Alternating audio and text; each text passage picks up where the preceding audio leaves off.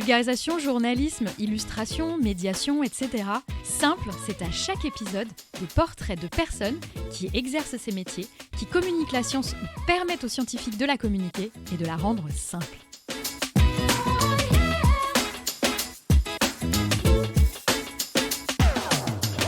Bonjour et bienvenue dans ce nouvel épisode de Simple. Aujourd'hui, je reçois Quentin Lazarotto, producteur, réalisateur et écrivain. Bonjour Quentin. Bonjour Elodie. Bon, je suis super contente de t'avoir à mon micro aujourd'hui pour que tu me racontes plein de choses, notamment comment t'en es arrivé là, ce que tu fais, ce que tu veux faire. Mais on va commencer par quel est ton job ? C'est quoi ce que tu fais ? Donc j'ai dit 3 choses. Ça ressemble à quoi en fait ? En fait, ce que tu as dit, ça fait référence aux médias que j'utilise, que ce soit le livre, le film ou que je les réalise ou que je les produise. Ouais. Mais moi, j'ai plutôt tendance à considérer que mon travail, c'est vulgarisateur scientifique. Ouais. Peu importe le support. Ouais. Après, j'ai des supports de prédilection qui sont les films. Parce que moi, j'ai étudié le cinéma et c'est ça qui m'intéresse, c'est cette narration-là qui m'intéresse. Et c'est la narration avec l'image, la musique, le son, tout ce que le cinéma permet. Mais voilà, j'ai aussi écrit 2 livres et là, j'en ai un 3e en cours. C'est quoi les 2 livres ? Le premier livre, c'est un livre sur les mathématiques qui s'appelle Dingue de maths, que j'ai coécrit avec Avner Barren. Et le 2e s'appelle Astronomie, les grands défis, que j'ai coécrit avec Sylvain Chaty. Et il y a un 3e qui est de moins en moins secret. Je crois qu'on peut commencer à en parler. Ce sera une BD. D'accord. Qui s'appellera L'incroyable histoire des mathématiques. Génial. Et ça sort quand ? Ça sortira quand j'aurai fini de l'écrire déjà. Et je le coécris aussi avec Avner Barren. Ok. Donc tu es plutôt maths et astro, hein, on peut dire. Oui, ça c'est par déformation de parcours, on va D'accord. dire, parce que c'était pas forcément les matières vers lesquelles je serais allé spontanément. D'accord. L'astronomie, plus. Ouais. Moi, j'étais fasciné par les sciences. Quand j'étais ado, j'étais fasciné par le quantique. D'accord. Et j'étais fasciné par les particules. Ok. Et j'étais fasciné par les trous noirs. Ok. Voilà, comme beaucoup de monde. Ouais. Mais tout ce qui est biologie, j'ai beaucoup aimé aussi. J'aimais beaucoup nature, écologie. Ok. Écologie depuis très petit parce que je viens de la montagne et c'est un milieu dans lequel on voit le changement climatique. Jura, c'est ça, hein. Je viens du Jura. Ouais. Et j'ai de la famille dans les Alpes. D'accord. Mais ensuite, je suis tombé dans les maths à cause de Cédric Villani, D'accord. qui m'a recruté. C'est mon premier job officiel D'accord. à l'Institut Henri Poincaré. Ouais. Et là, tu faisais des vidéos à l'Institut Henri Poincaré. C'était quoi ton job ? Et en fait, il m'avait demandé de créer un service audiovisuel dont il n'avait pas forcément une idée très claire. Ouais. Donc, ce qui était plutôt plaisant. Ouais. Et donc, en fait, on avait construit ça sur 3 domaines. Ouais. Il y avait un domaine de tout ce qui est en fait transmettre le savoir au sein du monde scientifique. Donc là, c'était pas forcément tourné vers le grand public, mais c'était interviewer des chercheurs pour d'autres chercheurs, filmer des morceaux de cours ou de conférences pour d'autres chercheurs. C'est hyper cool déjà parce que parfois c'est un peu en bulle, c'est un peu en circuit fermé, la recherche et la science. Donc c'est cool de faire ça. Là, du coup, c'était pour la bulle. C'était dans la bulle. Mais c'était pour la bulle étendue, quoi, on va dire. Voilà, parce qu'en fait, Cédric, il considérait que les mathématiques, ça ne fonctionne que s'il n'y a pas de frontières. Ouais. Et donc, il avait aussi un tropisme fort vers l'Afrique, Cédric. Ouais. Donc, il y avait beaucoup de Sénégalais, des Allemands, des Espagnols, des Anglais, des Américains, et qui venaient à l'Institut Poincaré. Et l'idée, c'était vraiment de faire des vidéos pour montrer qu'ils sont passés là, qu'ils présentent leurs recherches aux autres, etc. Trop bien. Donc ça, c'est le premier volet qu'on avait développé. Et le 2e volet, c'était de faire des films, des documentaires, cette fois-ci à destination du grand public. Ouais. Et là, la question pour les maths se posait vraiment parce qu'il n'y a pas beaucoup de films sur les mathématiques. Et à raison, parce que c'est pas facile à mettre en image. Ouais. Donc il y avait un gros défi. Ouais. Et la 3e chose que voulait faire Cédric, c'était des événements. D'accord. En lien avec les arts et les sciences. Et donc, ce qu'on a fait, c'est qu'on a créé un ciné-club scientifique qui s'appelait Univers Convergent. Et là, ça a été co-créé avec Jean-Philippe Uzan. Il y a toujours un peu les mêmes usual suspects en communication scientifique, en tout ce qui est astro. Et, maths, je connais moins, mais astro, on retrouve toujours les mêmes. Et du coup, là, tu me parles de ton premier job, mais avant, tu as fait quoi comme études pour arriver là ?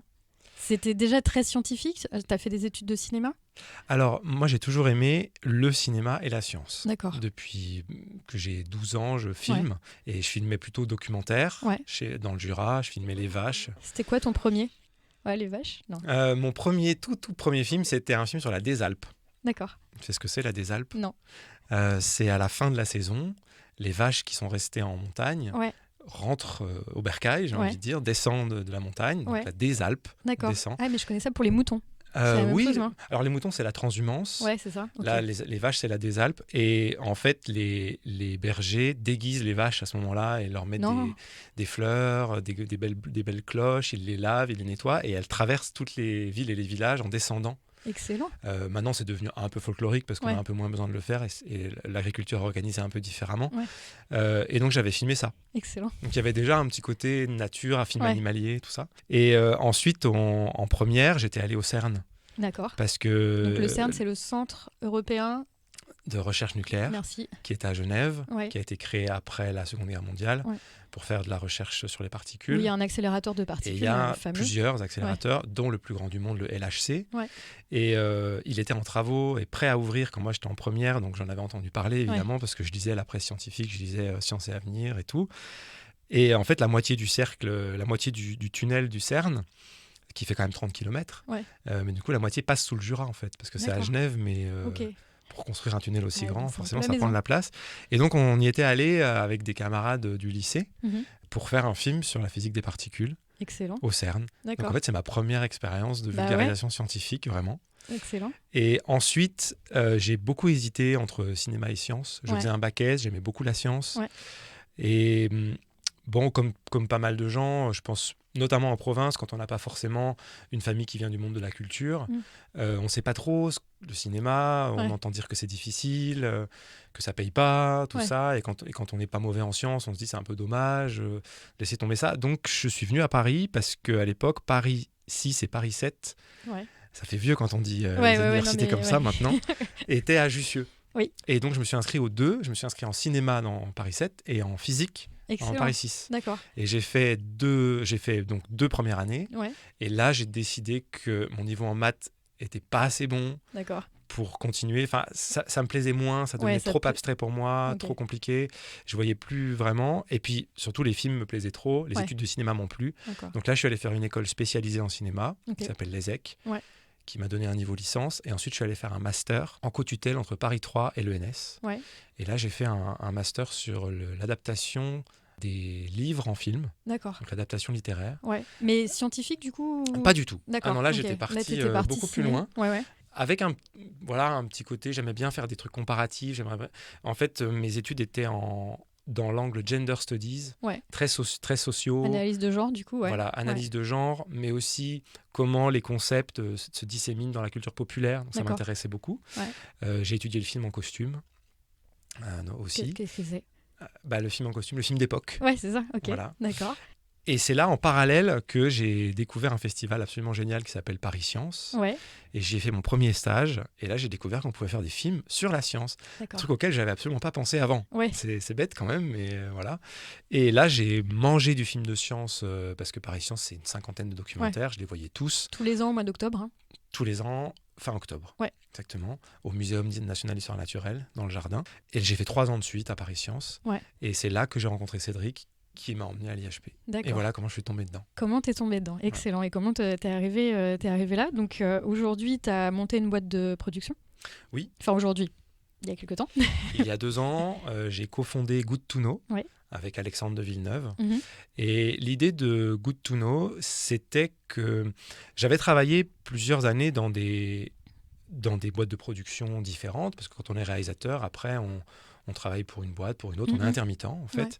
Et j'y trouvais pas toujours mon compte, c'est-à-dire que c'était des bonnes expériences, mais je trouvais que la science n'avait pas assez de place, que souvent, ce qui était étonnant, c'est que les gens qui produisaient des films de science avaient peur de la science. Et donc, il ne fallait pas trop en mettre, il ne fallait pas que les scientifiques donnent trop leur avis sur le scénario. Okay.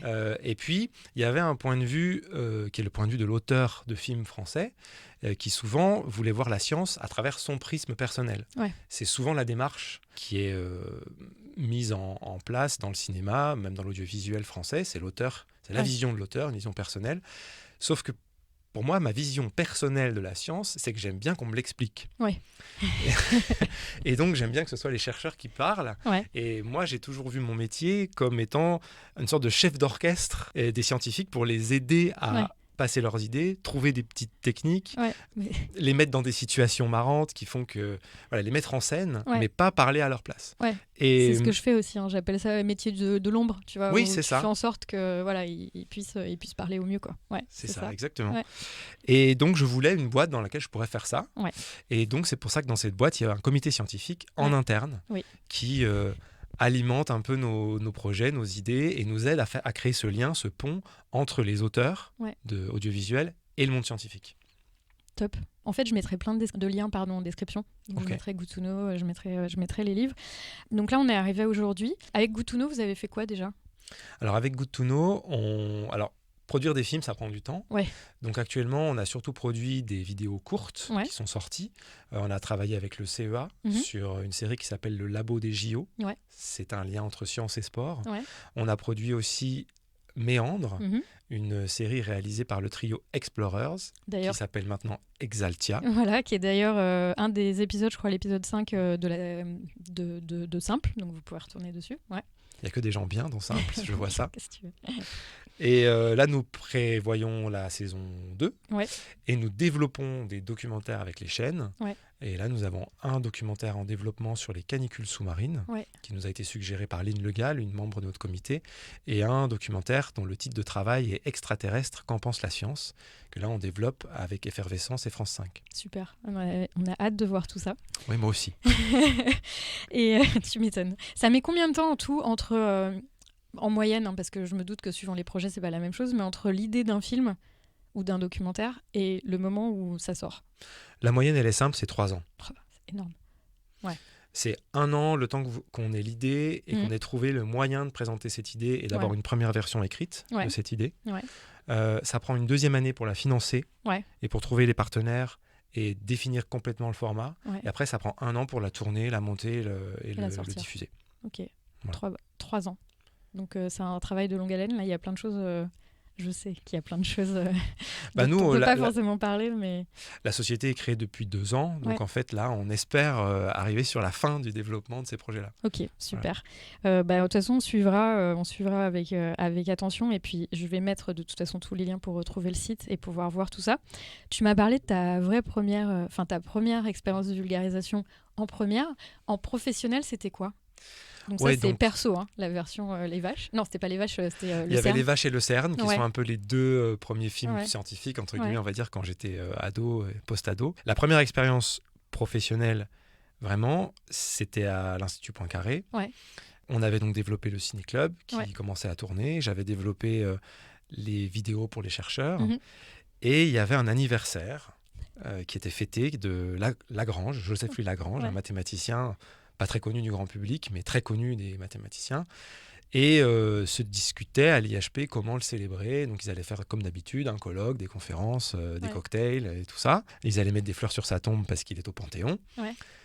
Bon, des trucs un peu classiques. Ouais. Et en réunion, j'ai dit pourquoi on a dit qu'on ferait des documentaires. Moi, le personnage me paraît pas mal parce qu'il a un parcours européen avant l'heure de l'Europe, puisqu'il est né en Italie, travaillé en Allemagne et terminé sa carrière scientifique en France. D'accord. Voilà, l'Allemagne avant l'heure. Ouais. Et moi, je trouve qu'il y a un film à faire. On peut aller à Turin, c'est joli. On peut aller à Berlin et on peut aller à Paris. On peut raconter cette vie. Ouais. Et là, en fait, tout le monde me regarde pendant la réunion. Il me dit, OK, banco, c'est parti. Ouais. Et là, qu'est-ce que je fais maintenant ?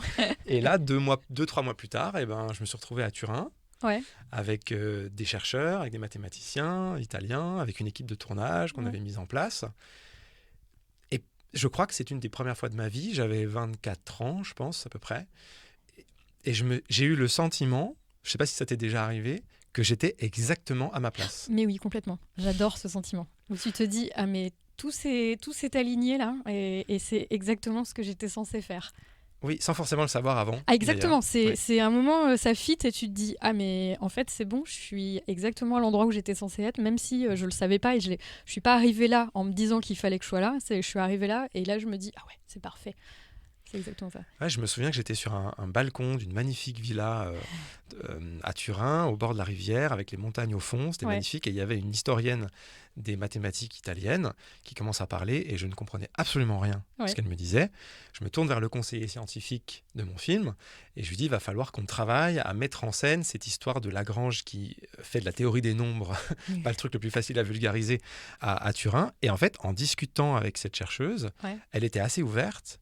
Elle a compris que moi, j'avais une compétence que j'apportais, c'était comment je vais vous filmer et comment on va synthétiser ce que vous avez à dire pour que tout le monde le comprenne à l'image. Et elle a compris que moi, je ne marchais pas sur ses plates-bandes, c'était elle qui allait parler. Et là, on a eu un super échange. Elle a refait l'interview, c'était parfait. Trop bien. Comme c'était parfait, je lui ai dit, si vous pouvez faire la même chose en italien. Malheureusement, je ne parle pas italien, malgré le nom que je porte. Mais je lui ai dit, ce serait génial que dans le film, vous soyez dans votre langue et tout. Donc, elle l'a refait en italien. Et ensuite, on a fait le montage. Et cette séquence est vraiment super. Et elle explique extrêmement bien comment le jeune Lagrange avait envoyé ses théories à des grands mathématiciens comme Euler. Et que Euler le répondait. Et que ces échanges ont permis à Lagrange de commencer sa carrière de mathématicien. Et en fait, c'était juste ça qu'elle avait à dire. C'est juste que la première fois, quand elle l'a dit, elle a mis 15 minutes à le dire. Oui, et puis avec plein d'infos, plein de détails, genre, on ne comprend pas là ce que tu racontes. Voilà. Madame. Et c'est là que je me suis dit, mais en fait, c'est mon rôle, c'est ça. Ouais, c'est de les mettre devant la caméra, pardon. Et est-ce qu'on peut le trouver quelque part ? Oui, Lagrange, il est sur YouTube. Ok, très bien. C'est un film de 30 minutes, il est sur YouTube, il fait pas mal de vues d'ailleurs. D'accord. Et c'est un mélange entre les mathématiques et l'astronomie, puisque Lagrange avait travaillé énormément sur la mécanique céleste. Comme de par hasard. Voilà, l'astronomie commence à arriver. Oui, et je vais mettre le lien dans la description pour pouvoir le retrouver. On n'a pas trop parlé de ça, mais tu t'occupes de festivals aussi, tu organises des festivals ? Oui, de films. Tout à fait. C'est la troisième branche dont j'avais parlé à l'IHP, les ciné-clubs.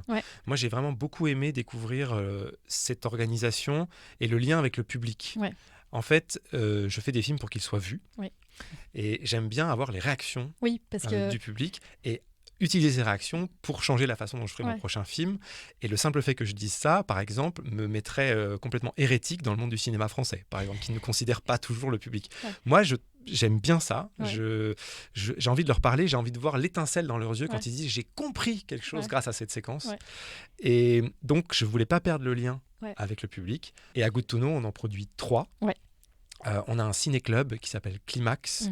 Le principe, c'est de passer des films à thématique environnement, climat, et d'avoir derrière des scientifiques qui viennent. C'était important pour moi parce que je trouvais que le monde des débats sur l'écologie est très politisé, ce qui est normal puisque l'écologie c'est très politique, mais du coup on entend beaucoup de choses et on n'a pas toujours les sources, on n'a pas toujours les ordres de grandeur. Et donc je trouvais ça intéressant que ce soit des scientifiques qui viennent parler du film, même s'ils n'ont pas grand-chose toujours à dire sur l'aspect cinématographique, c'est pas grave. Ils vont donner leur déformation professionnelle. Ils vont dire, moi dans ce film, j'ai vu ça et ça. Et donc ça, c'est un premier événement. Le deuxième, c'est le Festival du film scientifique de Fleurance, dans le Gers. On s'est greffé sur le Festival d'astronomie qui existe depuis 30 ans. Et depuis 3 ans, on propose une sélection de films nouveaux, récents. Et il y a un jury qui les départage. Et il y a aussi la semaine Ciné-Sciences à l'Université Paris-Cité. Toute neuve, celle-là aussi. Ça date de l'année dernière, la première édition. Il y aura une deuxième édition en décembre 2024. Et là, c'est un film par jour, gratuit, dans l'université, ouvert aux étudiants et au grand public. Et on passe des films de science avec des scientifiques qui viennent en parler après. Et c'était en novembre, ça Là, ce sera en décembre. Là, ça sera en décembre ? Ok, très bien. Je ne sais pas s'il y aura un lien à mettre, mais en tout cas, je mettrai le lien de l'année dernière. Sinon, ça se suit sur les réseaux sociaux du PCT, il me semble. Très bien. Dans tout ce que tu as fait là jusque-là, c'est quoi ton meilleur souvenir, le truc ? Peut-être, ça va peut-être être la vidéo justement avec la chercheuse italienne. J'en ai un autre. Ah, t'en as un autre. Mais tu vois, le truc où tu t'es dit, waouh, j'ai fait ça, quoi. C'est trop bien. Je pense que ça va être un autre souvenir de tournage. En préambule, je vais quand même préciser qu'on parle beaucoup de tournage. Mais ça représente à peu près 3% du temps d'un projet de film. Parce qu'après, il y a le montage, non ? Avant, il y a l'écriture, le financement, le montage qui prend énormément de temps. Mais pour moi, je pense que ma plus belle expérience, c'est sur un projet de film qui s'appelle Le Graveur de mathématiques. Et c'est un cadeau, déjà, qu'on m'a fait à l'IHP. Enfin, ils ne savaient pas qu'ils me faisaient un cadeau, mais ils m'ont fait rencontrer un artiste qui s'appelle Patrice Giner, qui est très étonnant. qui est complètement hors cadre. C'est un homme qui vit à la Motte-Chalancon, dans la Drôme provençale. Ouais. Il fabrique lui-même ses robes de bure et il s'habille avec. On a l'impression d'être dans le nom de la rose, parce qu'en plus, son village, il est médiéval, avec des murs à l'ancienne et tout. Et lui, il grave, donc au burin, sur des plaques de cuivre, il grave des fonctions mathématiques. D'accord. Des graphiques, des surfaces. Truc de ouf. Des objets 3D, des objets parfois, il grave des hypercubes à 7 dimensions. D'accord. Et il met ça dans sa presse et il presse lui-même et il fait son encre. Et évidemment, financièrement, il n'en vit pas. Ouais. Mais c'est pas grave, il est là. Enfin, il fait partie de ces gens qui font ce qu'ils ont toujours voulu faire depuis qu'il est ado, sans se poser de questions, sans demander d'argent à personne, sans faire de dossier de financement. Ouais. Et je le rencontre à l'IHP. Et là, je dis à Cédric, le personnage, c'est un personnage de film. C'est-à-dire, moi, j'avais vu ses œuvres, je me dis, ok, c'est beau, mais quand on voit, il y a vraiment l'homme et l'artiste, là, dans ce cas-là. Et donc, on va filmer. C'était un tout petit budget, parce que l'idée, c'était de filmer 5 jours à la Motte-Chalancon, avec une toute petite équipe de 3. Mais du coup, les petits budgets, ce qu'il y a de bien, c'est que on fait un peu ce qu'on veut. Il n'y a pas d'enjeu de diffusion, tout ça. Et on a décidé, avec le chef opérateur, de filmer comme un film de fiction. D'accord. Donc on s'est mis en cinémascope, on a pris une caméra de fiction. D'accord. C'est quoi une caméra de fiction ? Une caméra de fiction, c'est une caméra dans laquelle vous allez utiliser des optiques de cinéma. D'accord. Vous allez pouvoir filmer la nuit, vous allez pouvoir avoir une latitude d'expression plus grande qu'on a avec les petites caméras Sony ou les petites choses qu'on utilise rapidement en vulgarisation.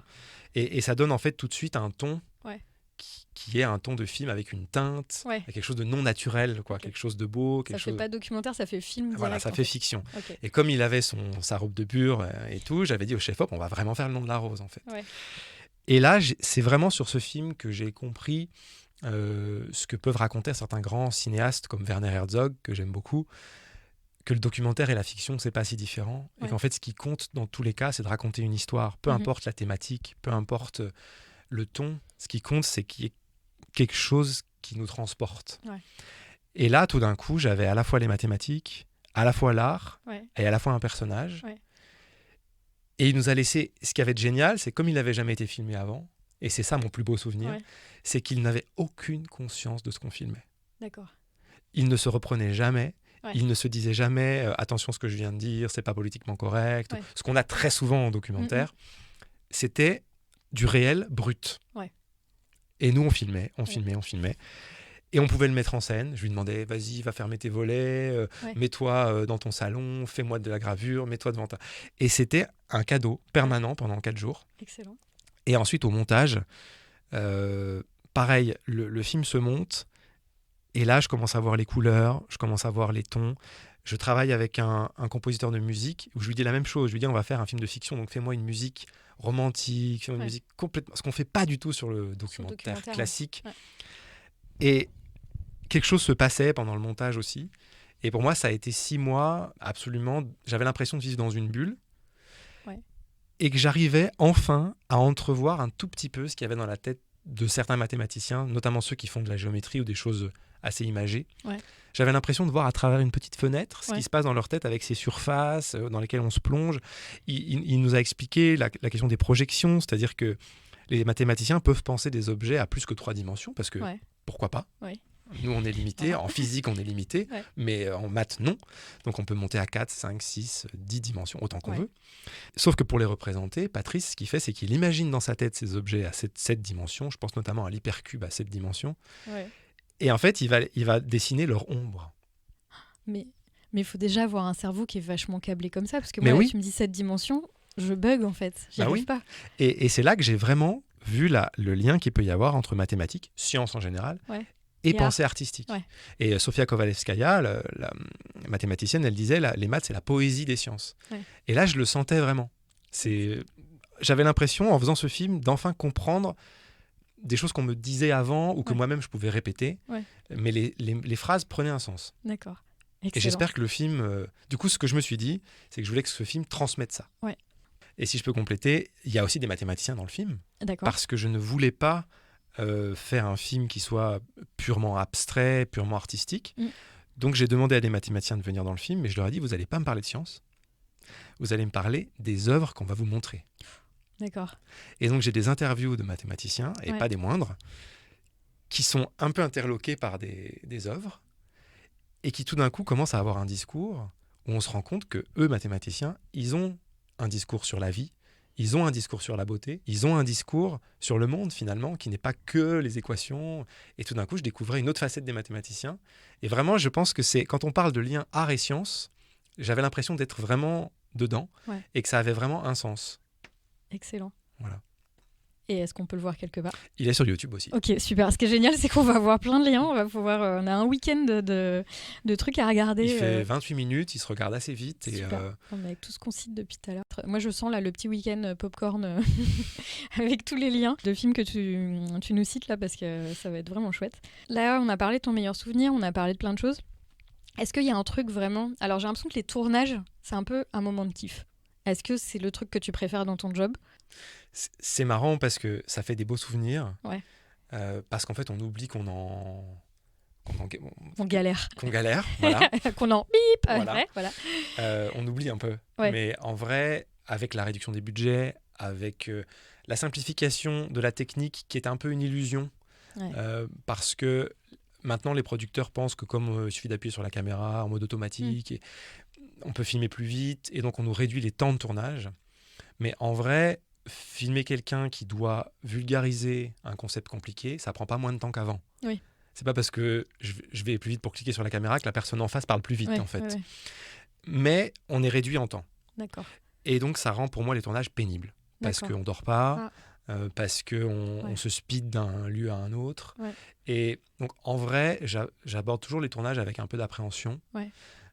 Parce que je suis pas quelqu'un qui aime la fureur, la vitesse. J'aime pas le côté d'être brinque-ballé d'un sujet à l'autre. J'aime bien prendre le temps. Donc, moi, je pense que les périodes que je préfère, en vrai, c'est les montages. D'accord. Ouais, en plus, tu peux revivre le truc. C'est très stressant, les montages, parce qu'il y a toujours un moment donné, malgré l'expérience, j'ai aujourd'hui 10 ans d'expérience, mais le dernier montage que j'ai fait il y a quelques semaines, je recommence le montage et je me dis, mais je ne sais pas faire un film ou quoi, je ne savais pas par quoi commencer, c'est normal. Donc il y a ce côté stressant, mais il y a le côté avec le temps qui permet de réfléchir à vraiment ce qu'on veut faire. Et il y a aussi l'essai-erreur, qui pour moi est très important. Ouais. Le numérique... Très scientifique, hein.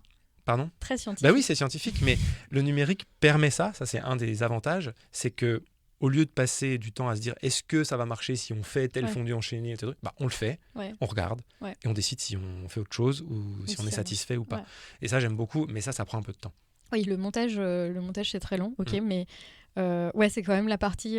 Je pense que la partie que je préfère. Très bien, parce que les tournages, tu as des bons souvenirs, mais c'est vrai que si tu es rushé, effectivement, c'est moins... C'est frustrant. C'est frustrant, et puis je suppose que... Alors moi, c'est le cas avec les podcasts, mais j'imagine même pas pour un film. T'as peur d'oublier des trucs. Mais en fait, tu en oublies. Oui, mais voilà. Partir du principe que tu en oublieras. Mais du coup, t'as peur de pas enregistrer telle ou telle partie, ou te dire il va me manquer des morceaux ou quoi. Et j'imagine ça doit être super stressant du coup d'être sûr que dans un temps imparti, il y a tous les plans qu'il faut. Surtout que parfois tu pars super loin et c'est pas genre je pourrais retourner faire un plan, tu vois. On part, c'est one shot. Faut être sûr de tout bien avoir. Parfois ça peut être dehors en plus, donc t'es sujet au temps, je suppose. Les aléas sont. Ouais. Enfin, en tournage, on se rend vraiment compte qu'on fait une activité qui est contre nature. C'est vrai ? Complètement. Ouais. On veut du soleil quand il n'y en a pas. Ouais. On veut du silence au milieu d'une plage parce qu'on fait une super interview sur la vulgarisation marine et en fait on est sur la plage et on se dit ça va être génial. En fait on n'entend rien à cause des vagues. Ouais. Mais en même temps on voulait des vagues. Non, en fait on passe notre temps à être incohérent en tournage et à se rendre compte qu'au meilleur moment il y avait un avion qui passe. On veut filmer une magnifique sculpture, mais en fait, quand on arrive, on se rend compte qu'on n'a pas pris la bonne optique et que du coup, elle ne rentre pas dans le cadre. Okay. Voilà, en fait, mais il y a des gens qui sont passionnés par ça, les directeurs de production. Ouais. Moi, j'avoue avoir une petite passion pour ça dans la préparation. On se dit, tiens, alors à quelle heure on va tourner pour que ce soit les meilleures ombres, les meilleures images. Mais ça me fatigue un peu. Ouais. J'ai l'impression d'être contre nature, de toujours me battre avec ce qui se passe. Ouais. Et puis t'as pas le choix en fait. Non, c'est comme ça. C'est comme ça. C'est comme ça. Là, on a déjà parlé de plein de choses. Est-ce que si t'avais pas de contraintes de temps, de budget, de contraintes en général, qu'est-ce que c'est que t'aimerais tester ? Alors, si j'avais aucune contrainte, et notamment si j'avais pas la contrainte de carrière, on va dire, parce que on est obligé de faire que des projets dont on se dit que ça va dans le sens de notre carrière. Ouais. Mais moi, il y a un projet que j'aimerais faire qui n'a aucun sens. Ouais. Bon, évidemment, qui serait beaucoup trop cher, mais tu m'as dit que Oui, pas de contrainte. Et ben moi, j'adorerais faire un opéra de vulgarisation scientifique. Oh, mais ça serait trop bien. Voilà. Mais c'est trop bien. Je pense qu'un opéra avec... Tu prends par exemple... Alors, par des formations, je connais mieux l'astronomie, mais il y a certaines personnalités dans l'histoire de l'astronomie, des grands personnages qui ont aussi des histoires personnelles assez hallucinantes. On pense évidemment à Galilée, Newton, Kepler, mais il y a aussi les 2 Herschel, donc Caroline Herschel, la femme de William, qui a fait beaucoup de choses pour l'astronomie. Il y a aussi Nicole Reine-Lepaute, qui a prévu l'arrivée d'une comète à l'époque où la mécanique céleste n'était pas encore hyper calée mathématiquement. Jocelyn Bell, plus récemment, qui a découvert les pulsars, et d'autres, Vera Rubin, la matière noire. Et tout d'un coup, j'imaginais une sorte d'opéra de groupe, là, avec tous ces personnages qui pourraient être réunis sur scène, et on raconte cette histoire de gens qui sont sous les étoiles et qui se posent des grandes questions sur la vie et sur ce qu'on est. Et en fait, quand on regarde les grands opéras, classique. Bon, alors, il y en a beaucoup qui parlent de l'amour, évidemment, mais il y en a aussi beaucoup qui parlent de la place dans le monde qu'on essaie de se faire. Et finalement, on se rend compte que ce seraient des thèmes qui n'ont pas du tout été explorés par les grands compositeurs d'opéra, mais qui pourraient tout à fait rentrer dans un livret d'opéra classique. Si vous nous entendez aujourd'hui et que vous êtes compositeur d'opéra, voilà. Non, mais ça serait énorme, franchement, c'est une super idée. À Florence. Bah alors, le truc de l'opéra, c'est que je crois que pour que ça marche... Il faut vraiment un opéra. Il faut un opéra. Et il n'y en a pas. C'est comme le cinéma. Un film devient un film de cinéma quand il est projeté dans une salle de cinéma. Ah ouais ? Moi, c'est ma définition. D'accord. Le cinéma peut naître partout. Peut naître sur un iPhone en filmant dans la rue, il se passe quelque chose derrière chez vous. Des gens qui s'engueulent pour une place de parking ou des gens qui tombent amoureux d'un côté et l'autre du trottoir et vous filmez ça. Le cinéma peut naître là. Mais ça, c'est le cinéma, c'est pas un film de cinéma encore. Ça devient un film de cinéma quand il est projeté dans une salle de cinéma devant un public. D'accord. Pour moi, c'est ça la définition. Okay. Et donc l'opéra, à mon avis, répond un peu à la même définition. Ouais, il faut que ce soit bon. Ok. Ce que j'aime bien, c'est qu'à chaque fois, j'ai des invités qui me sortent des trucs, mais énormes, vraiment des super idées. À chaque fois, je suis là, j'ai envie de voir ça maintenant. Maintenant, je veux vivre ça. Donc, si on réécoute tous les podcasts et toutes les idées de trucs à tester, c'est hyper inventif, hyper créatif, et ça donne vraiment envie de voir. Et là, l'opéra, là, tu me vends du rêve là. Moi, j'aimerais bien voir ça. Ouais. Ben, écoute, j'aimerais bien si quelqu'un, tu vas nous entendre. Ça serait... Mais ouais, du coup, oui, toi, c'est pas quelque chose que tu peux faire, quoi. Là, j'ai aucun contact dans ce milieu-là. Je pense que monter un opéra, ça prend des années. Et pendant ce temps, je ferai probablement pas de film. Mais j'aimerais bien collaborer, par exemple, avec un metteur en scène d'opéra, un compositeur de musique. Et je peux être conseiller, je peux être co-auteur. Je suis pas obligé de faire tout. Mais je trouve qu'il y aurait quelque chose à faire dans ce domaine-là qui n'a pas encore été beaucoup investi par la science. C'est vrai. C'est vrai que l'opéra, il y a des pièces de théâtre, mais bon. Mais l'opéra, ouais, ok. On arrive vers la fin du podcast. Est-ce que tu aurais des conseils pour les gens qui veulent faire comme toi ? 3, si possible. Tu peux en donner moins, tu peux en donner plus. J'ai l'impression de me sentir vieux quand tu me demandes ça. Je sais, c'est horrible. Hein. Mais je vais essayer de dire ce que j'aurais aimé qu'on me dise. Ouais, c'est bien. Non, mais c'est ça, hein, les conseils... Plutôt que des conseils. Oui, non, mais pour moi, les conseils, c'est en gros les trucs que j'aurais bien aimé savoir avant, tu vois, généralement. C'est donc en gros les trucs que tu as appris, qu'on t'a pas dit, ou tu vois, que tu as appris dans la souffrance, ou que tu aurais aimé savoir avant. Moi, là où j'ai un peu galéré et j'ai mis du temps à m'en sortir, et c'était source un peu de souffrance dans mon travail, c'est qu'il faut absolument, en fait, être un peu sûr de soi. C'est-à-dire que le doute est pas forcément toujours bon, et surtout, c'est une porte ouverte à la critique, à l'autocritique, et je pense qu'il faut, quand on arrive dans ce domaine, se dire qu'on apporte vraiment quelque chose. Okay. Donc être un peu fier, sans tomber dans le trop d'ego, mais considérer qu'on apporte quelque chose. D'accord. Parce que quand on est face à des grands cerveaux, c'est très intimidant. Et parfois, même s'ils sont bienveillants, c'est pas forcément eux qui sont malveillants envers des personnes extérieures à la science, mais ils sont très sûrs de ce qu'ils font. Moi, je buvais leurs paroles. Et plusieurs fois, j'étais persuadé de quelque chose, qu'il fallait faire cette interview de telle manière, ou qu'il fallait pas parler de ce sujet-là dans le film, parce que ça rentrait pas. Si je reprends l'exemple du film Lagrange, le conseiller scientifique voulait absolument parler de théorie des nombres à Paris, parce qu'il en a fait un peu à Paris. Et moi, je lui dis, mais la théorie des nombres, je croyais qu'il avait fait ça surtout à Berlin et quand il était jeune à Turin. Oui, mais il en a fait aussi à Paris, me disait le... Ouais. On filme donc une personne qui est venue spécialement à Paris pour le film, en interview devant le Louvre, un très joli plan. On parle de théorie des nombres. Je commence le montage. Et en fait, c'est le film qui décide. Ouais. Et on a parlé de théorie des nombres à Turin, puis ça nous faisait le lien avec Berlin. Et on arrive à Paris, c'est la mécanique céleste, c'est ça qu'il a fait le plus. Ouais. Et c'était impossible de mettre cette pauvre fille qu'on avait interviewée. C'était pas sa faute, elle était très bien, mais c'était impossible de la rentrer dans la narration. Ouais. Ouais. On avait l'impression de revenir en arrière dans le film, quoi. Ouais. Et donc on l'a coupé, donc ça a été diplomatiquement compliqué, parce que sur les films, notamment institutionnels, quand on coupe des gens qui sont venus spécialement, voilà. Ouais. Donc ça a été toute une négociation. Et là, je me suis vraiment dit, mais je le savais. Ouais. Je le savais. J'aurais dû me faire confiance, en fait. Voilà. Ouais. Donc faites-vous confiance sur les petits sentiments qu'on a. Et en fait, j'irais même plus loin, quitte à se planter. Mais en fait, c'est votre œuvre. Ouais. Vous avez le droit de vous planter. Ouais. Et moi, je me suis libéré de ça. Et vaut mieux te planter avec un truc où t'as suivi un peu ce que tu pensais faire, plutôt que te planter parce que t'as suivi quelqu'un. Exactement. Ouais. Et là, c'est frustrant. Ouais. Et ça ruine les relations. Ouais. Parce que du coup, on en veut à l'autre, qui en veut, et qui dit que c'est pas ma faute. Et vraiment, si vous arrivez pour faire de la vulgarisation scientifique, c'est vous le vulgarisateur, donc c'est vous qui savez. Mais il faut un peu d'expérience quand même, parce que si tu tues au tout début... Si, tu penses ? Moi, je pense que on ressent les choses. Ouais. Je pense qu'on ressent les choses. Et tout le travail, c'est de laisser ces petites voix-là, leur donner leur place, les structurer un peu, évidemment. Il ne faut pas faire n'importe quoi. Ouais. Mais si on est vraiment sûr, il vaut mieux le dire. Et comme m'avait dit Jean-Philippe Uzan, il y a dire et se faire entendre. Ouais. Et moi, ce que j'ai vraiment eu du mal à apprendre, c'est à me faire entendre. D'accord. Et je n'ai même pas fini d'ailleurs. Mais c'est le premier conseil que je donnerais. C'est travailler là-dessus. Ça peut être un travail aussi de langage corporel, de la façon dont on s'exprime, de façon d'exprimer les idées, de ne pas être trop impulsif, d'argumenter. Ouais. On a la chance dans le monde scientifique que les scientifiques écoutent les arguments. Oui. Ils n'écoutent pas beaucoup les émotions, mais ils écoutent les arguments. Si on explique par A plus B que telle chose ne pourra pas fonctionner, ils entendent. Ouais. Mais faut le faire. Ouais. Ouais. Voilà. Ok, donc ça c'est le premier conseil. Le premier truc que tu aurais aimé qu'on me dise. Le deuxième que j'aurais aimé qu'on me dise, c'est l'importance du réseau. Ah ouais, de ouf. Ça ne veut pas dire qu'il faut se transformer en personne, en coureur de cocktail en cocktail, c'est pas ça. Mais j'avais tendance à être un peu dans mon coin et à me dire que je serais remarqué par ce que je fais et par mes créations. Ouais. Non.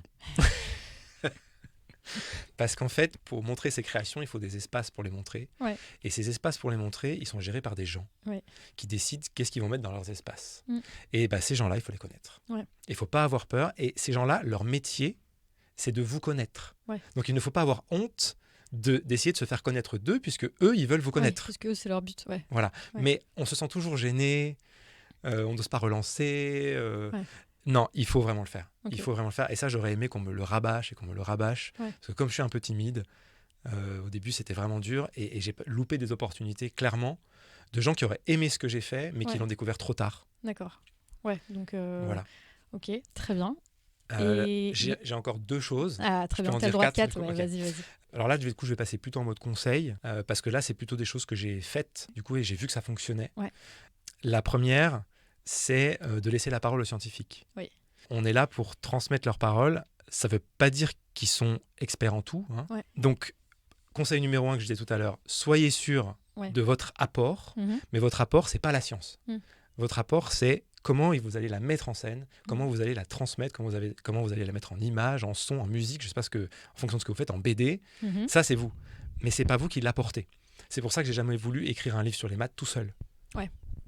D'ailleurs, la seule fois où j'ai fait une conférence où je me suis risqué à faire une équation, je me suis lamentablement planté devant tout le monde. Et voilà, c'est chacun son job en fait. Ouais. Et donc ça, c'est le premier petit conseil. Et ça, je trouve que ça marche bien parce qu'on est aussi plus à l'aise dans notre place et on se stresse moins justement. Moi, dès que j'ai une équation à faire, j'appelle Avner ou Cédric et je dis voilà, tu fais ça, c'est ton taf. Ouais. Et en plus, ça les cadre aussi. Ouais. Et du coup, sur le projet, c'est plus clair qui fait quoi. Ouais. Et il y a moins de mélange de genres et ça va plus vite. Et l'autre conseil, là vraiment, c'est un truc que j'ai découvert en étant responsable audiovisuel pendant plusieurs années. Donc je recrutais des gens. Ouais. Et là, depuis que je suis producteur, je recrute des gens aussi. Ouais. On est dans un monde très technique. Ouais. Mais la technique, c'est secondaire. Et c'est un piège. Parce que plus on est technique, plus vous allez être considéré technicien et moins on va considérer votre capacité narrative, visuelle, artistique. Donc il faut être très bon en technique. Il faut vraiment ne pas négliger connaissance comment fonctionne une caméra, comment fonctionne un micro. Ne serait-ce que il y a plein de tutos maintenant en ligne. Et moi, des fois, ça m'arrive encore aujourd'hui de me dire, je me fais une demi-journée tuto et je regarde les tutos des nouveaux logiciels, les nouvelles technologies et j'essaye de comprendre ce qu'il y a derrière. Le micro-ondes, je ne sais pas comment ça marche, mais je sais que ça chauffe des molécules d'eau. Rien que déjà de savoir ça c'est déjà pas mal. Hein. Ça m'aiderait à fabriquer des micro-ondes. Si vous voulez. Et là, c'est pareil pour les caméras. Essayez de comprendre comment marchent les optiques, pourquoi les batteries se vident aussi vite, comment marche un micro, pourquoi il est cardioïde, pourquoi il est dynamique, discussion qu'on a eue juste avant. Qu'est-ce que c'est que des ISO, voilà. Il faut le comprendre, mais ça n'est pas ça votre compétence. Ouais, ta compétence, c'est ce que tu apportes derrière. C'est l'éditorial. Et battez-vous pour bien montrer que quand vous intervenez sur un projet, vous n'êtes pas là juste pour poser la caméra dans un coin et appuyer sur le bouton. Parce qu'en fait, ça, n'importe qui peut le faire. Mais vous avez une meilleure connaissance technique, évidemment, mais vous avez un apport éditorial. Et l'exemple que j'aime bien donner pour comprendre, c'est les monteurs. Depuis que je suis producteur, je reçois des CV et les gens me disent, j'ai fait une formation technique et j'ai fait une formation sur le logiciel. Et en fait, j'ai envie de leur répondre, heureusement. Mais c'est pas pour ça que je vais t'embaucher.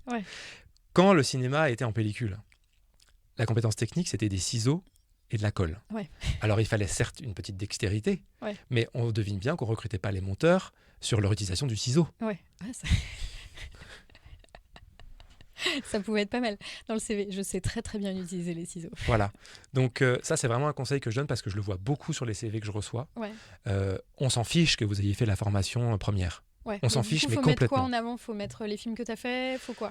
Il faut faire des bandes démos. Il faut parler de votre rapport à la science, de ce que vous voulez faire. Et il faut être clair sur ce que vous voulez faire. C'est pas « je veux faire un film sur l'astrophysique ». C'est « je vais faire un film qui n'a jamais été fait parce que j'ai vu tel et tel film. Moi, je veux faire sur… Carlo Rovelli, mais je sais que Carlo Rovelli est déjà dans 10 films, mais moi, ça va être sur telle chose qui n'a pas encore été filmée, et je vais le filmer de telle manière. Et là, je me dis, ok, viens. Et même pour un poste, même si vous postulez un poste de montage, mais le montage, ça montrez que vous avez une vision de la narration scientifique.